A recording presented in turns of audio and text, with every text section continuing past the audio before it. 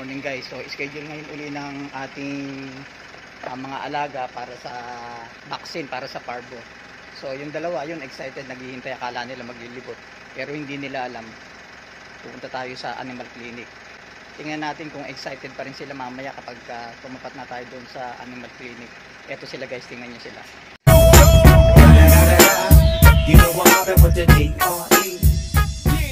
Sky. Yan, excited na yun guys. Tara na, Sky. Tara. Ito tayo. Yan guys, sasakay na sila sa car. Yan. Yan, excited guys. Tuwan-tuwa. Kasi akala nila lilibot. So ayan guys, bukas na natin yung gate para makapunta na tayo sa clinic.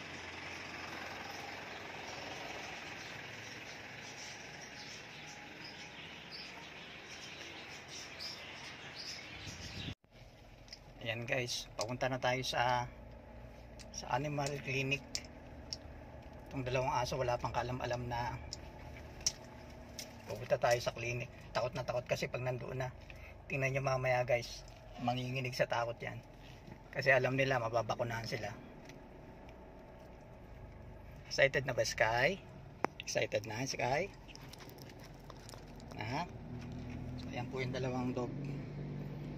Kala nila maglilibot. Gusto kasi nilang nasa sasakyan. Kasi alam nila dilibot kami. Dilibot ba tayo Sky? Na? So ayan guys, tuwan-tuwa yung dalawang dog. Hindi naman malayo rito yung animal clinic guys, medyo malapit lang.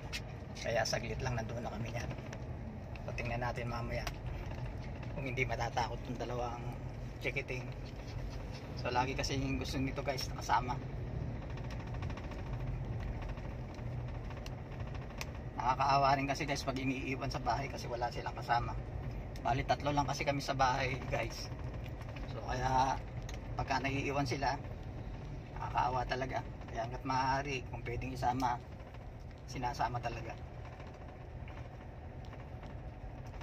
Pe, punta tayong doktor Pe. Pe. Ayan guys, so nakikipag-usap. Ha? Lapit na tayo.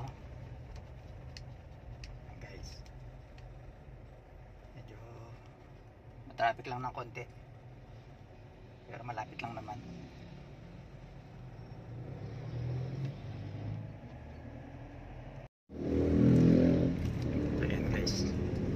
Sa highway kami ngayon, papunta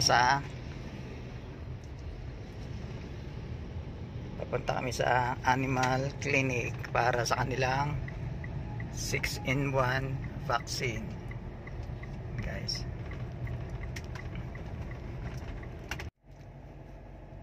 Walang kalang malaming dalawa guys. Tusok ang aabutin nila mamaya bakuna na naman. Mas maganda na rin kasi guys yung kompleto sila sa bakuna para wala tayong pagsisihan pagdating ng araw. Kasi yung mga ganitong klaseng alaga talagang kailangan regular yung kanilang visit sa animal clinic kasi ang ganitong klaseng aso hindi kagaya ng mga aspin natin na matitibay sa mga sakit. Yung mga ganitong klase kasing breed ng aso guys medyo mahina sa mga sakit kaya kailangan talaga regular yung visit sa veterinary clinic. Mahirap na kasi guys mamaya pag nagpabaya tayo magsisipa tayo pagdating ng araw. So every time na merong schedule dapat madala natin sila para safe na rin sila at hindi tayo nag-aalala sa kanilang kalusugan. Ayun guys, medyo malapit na rin naman, konting-konti na lang, malapit lang naman sa amin tong animal clinic, hindi naman masyadong malayo. Ayan guys, so ayan po si SB, tuwan-tuwa, sabi niya maglilibot kami. Pero mamaya yan guys, magagalaw yan. Magagalaw yan kapag nakita na yung animal clinic. Ay, medyo nakakaramdam na siguro. Sabi siguro parang papunta sa clinic ah. Ayan guys. Kunti na lang.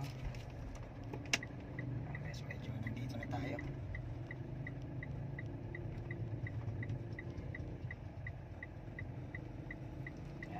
Tatabi ko lang guys, papark ko lang. Nandito na tayo sa ayan na, nagagalaw na guys.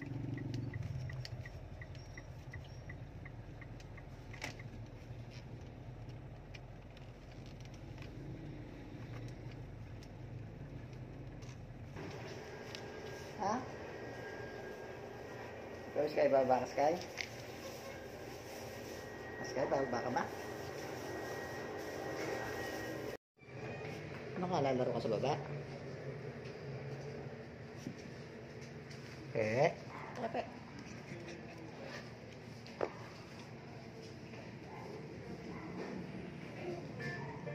Ano kape? Oh, mamaya, tusok ka na yan.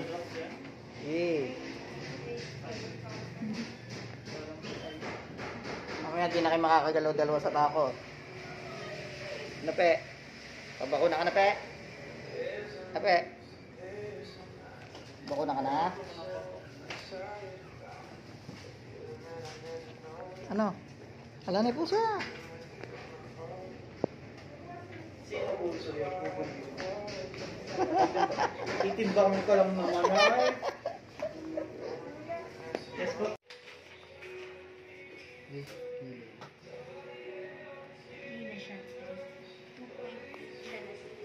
Bakit saan lakas na magbibigat?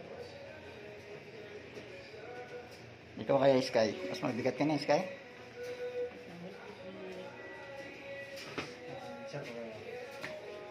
Yan kaya?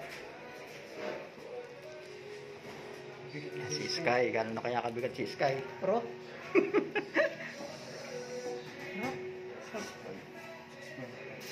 Bigat na. Yung nanay niyan, pinakamabigat na inabot, ano lang eh, 5 kilo. Oo, malaki.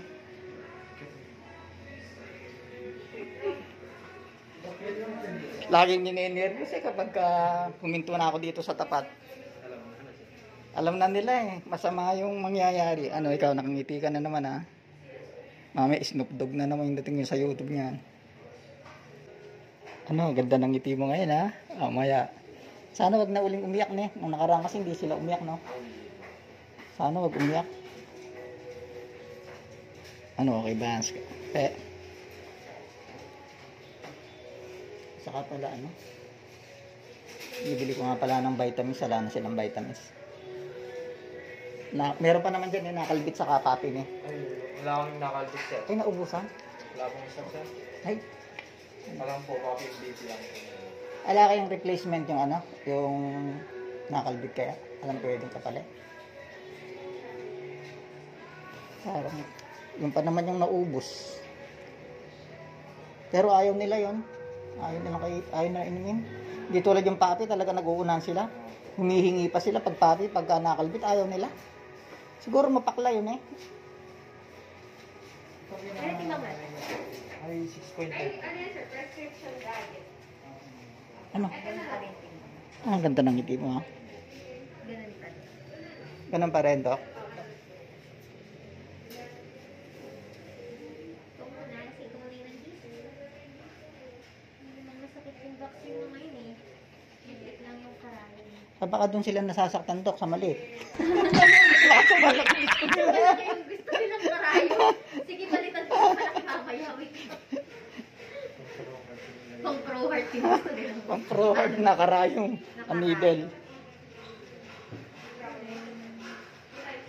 Siguro kaya hindi sila nasaktan sa bakuna dahil regular ko kasi sinusuklayan yan tapos nahahatak sila ng ano. Nahahatak yung mga kulot-kulot nila lumalaban. Kala nila ganun lang. Hindi nila alam. Hindi nila alam, tusok na yung... Kasi pag nagbubuhol-bulan, tinatanggal ko yung mga ano dok, yung naghihimul-mul na... Oh, yun. Inaano kong piniperso kong ganun, no. Kaya akala siguro nila ganun lang din. Pero di nila alam. Niya kulot. Ang ganda no. Kapag kasi nuklay ko, di ba sir, yung parang nagiging fluffy. Oo. Nagiging... Pariban yun.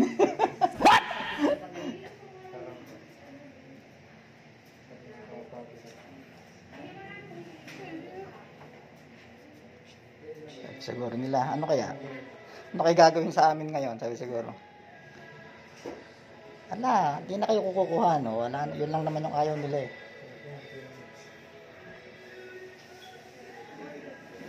Normal naman po yung body type niya. Okay. Yun.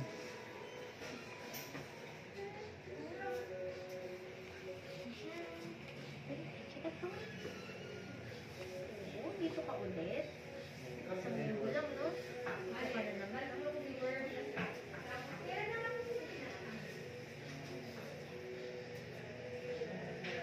Hindi mo iisipin na magkapatid na magkasing edad ni. Opo nga eh. Laki ng ano, ng laki ng dip. Laki ng difference ng ano, ng size. Hindi ka pa tapos. Check up muna. Check up.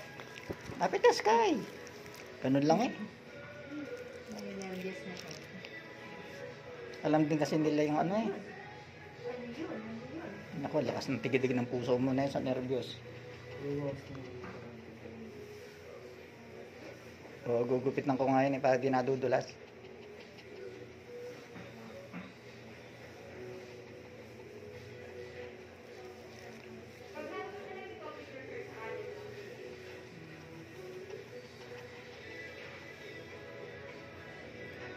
O, ganun lang eh. Matagal na tayong walang ano, nakalbit na dumarating. Ay, check ko lang po kung meron na. Ay, sana Wala po meron. kasi si Doc Jordan eh. Eh, sana meron. Ay, wala din. Wala din. Ay, ano. Wala pa. Papi MVP lang. Ah, papi, MVP lang. Okay. So, sir, sa physical exam po niya, normal din yung body temperature niya. Tapos maintain naman po yung weight niya, 6.5. So, clear din po yung kanyang mga mata, moist yung nose niya, pero wala namang abnormal discharge. And then, 815 yung kanyang lungs. So, for 6 in 1. Pero okay lang naman yung timbang niya, Dok. Di sobra, di siya mabigat. Di ba overweight? Di naman. Ano naman, sir, medyo overweight na po kasi hindi ko na masyadong makapayong kanyang Ayun nga yung... Tsaka yung katawan niya is straight na, dapat medyo paliit po kasi. Ano yung, Dok? Babawasan ng pagkain? Ano naman gagawin? Pwede pong bawasan ng kaunti yung kanyang food para medyo bumaba lang ng kaunti yung O kanyang. nga, parang sabi ko nga, parang... Kahit siguro mga mabawasan lang siya ng mga 1 kilo, mga 5.5 to 6 yung sima. Iba kasi yung kinakain niya na. Kasi ito, Basta tinitingnan ko lang sa internet kung hindi bawal sa kanila. Pagkain ng tao kasi kinakain niya na. po. Gusto tilapia. Gusto Buti po. sila nagkakaproblema sa walang sino. Hindi man ba. Kanin, eh, kumakain ng kanin yan. Walang nakalagay na basta kanin lang. Ulam. Puro carbs ang kinakain niya. Puro carbs nga. Mangga, kumakain. SP, ikaw naman. Kahit